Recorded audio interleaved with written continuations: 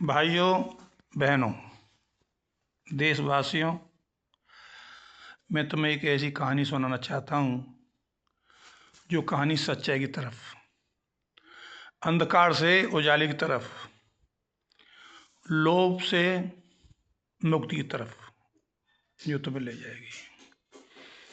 एक नगर था।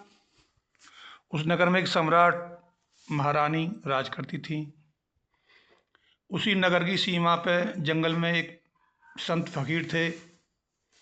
उनकी एक झोंपड़ी थी, गरीब आदमी थे, पूजा पाठी थे, पूर्ण संत फकीर थे। उस नगर में उनके पूरे चर्चे थे। संत फकीर दिव्य हैं, दृष्टिमान हैं, बुद्धिमान हैं। रानी ने सोचा कि मैं उनकी आज परीक्षा लेना चाहती हूँ। उन्होंने आमंत्रित किया संत फकीर को कि महाराज, हमारे राजमहल में आओ और भोजन करो। सीधे स्वभाव के थे संत फकीर। टूटा हुआ कमंडल, लकड़ी का कमंडल उसे हाथ में लेके चले गए। चक्रवर्ती महारानी ने उनको बहुत आदर सत्कार किया, अच्छी कुर्सी पर बैठाए और अच्छे व्यंजन बनाए, खाने बढ़िया बनाए। लो महाराज खाओ। संत फकीर ने पूरे जितने भी खाने थे खाए। खाने के बाद में हाथ जोड़े महारानी के कि महारानी, हमें आज्ञा दो, हम अपने आश्रम पे चलते हैं, झोंपड़ी पे। कि महाराज, मैं तुम्हें जो एक भेंट करना चाहती हूँ कि जैसी आपकी इच्छा। बोली कि पुराने कमंडल हमें दे दो और हम तुम्हें एक नया कमंडल देना चाहते हैं। ठीक, पुराना कमंडल महारानी ले लिया। नया कमंडल सोने का, हीरा जवाहरात कोहनूर उसमें लगे हुए। लो फिर वो इसको लो। महाराज ने इसी तरह उठा लिया, वो जैसे पुराने को उठा के चले गए, लेके चल रहे। उसी दरबार में एक चोर भी था।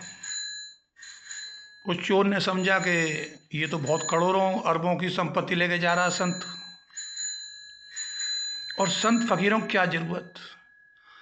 अगर मुझे एक कमंडल मिल जाए तो मेरी 7 पीढ़ी संभल जाएंगी।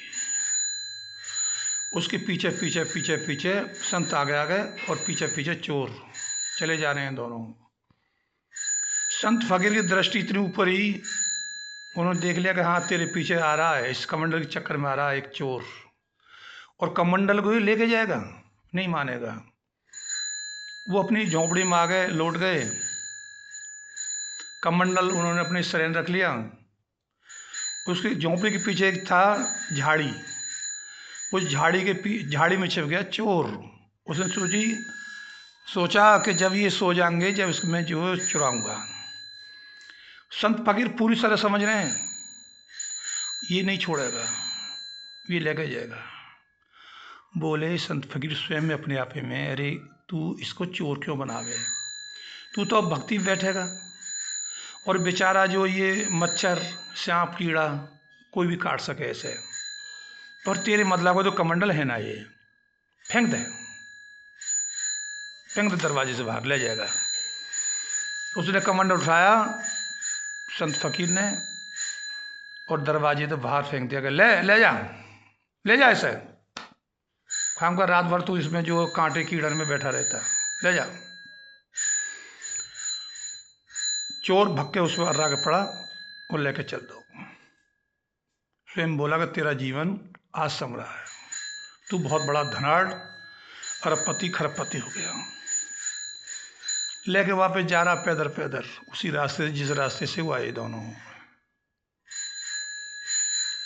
उसके कानों में आवाज आई, वही जहन में आवाज उतरी। थोड़ा शांत हुआ कि ले जा इस कमंडल को, रात भर बैठा रहता तू, सांप कीड़ा मकोड़ा खा जाते, मेरे मतलब का ना है, तेरे मतलब का ले जा। बार बार उसके कानों में शब्द गूंज रहे हैं कि ले जा इस कमंडल को, रात भर तू बैठा रहता है, ले जा इस कमंडल को, रात भर तू बैठा रहता। पैर रुक गए, कान सुन्न हो गए, हृदय कोमल हो गया। वापस लौटा बाबा की तरफ। क्योंकि बाबा की वाइब्रेशन उसे वापस खींच लाई, ऊर्जा। आके बोला कमंडल लेके कि बाबा, दरवाजे आवाज मारी कि बाबा। संत फकीर बोले बेटा मैंने कमंडल तुझे दे दिया, तुझे और क्या चाहिए? यही था मुझ पे, और तो मुझ पे कुछ है ना। कि बाबा तुम पे बहुत बड़ी चीज़, इतनी बड़ी धरोहर है तुम पे कि मुझे तुम ऐसा बना दो जैसे तुमने कमंडल गेट से बाहर फेंक दिया, कि मैं भी इस कमंडल को बाहर फेंक दूँ। संत फकीर हंसे, अरे पागल, तेने, मैं तो फेंका गेट से ज़्यादा 3 फीट आगे के लिए, और तू कितनी दूर से फेंक रहा है इस कमंडल को, वापस उसी जगह फेंक रहा है जहाँ मैंने फेंका। कि तेने ये कमंडल फेंक दिया। संत फकीर के बहुत बड़े शिष्य बने वो, जो चोर थे, आज भी दुनिया में उनका नाम है। ये मेरी कहानी। सनातन धर्म को प्रणाम करता हूँ, धार्मिक लोगों को नमस्कार करता हूँ। सदा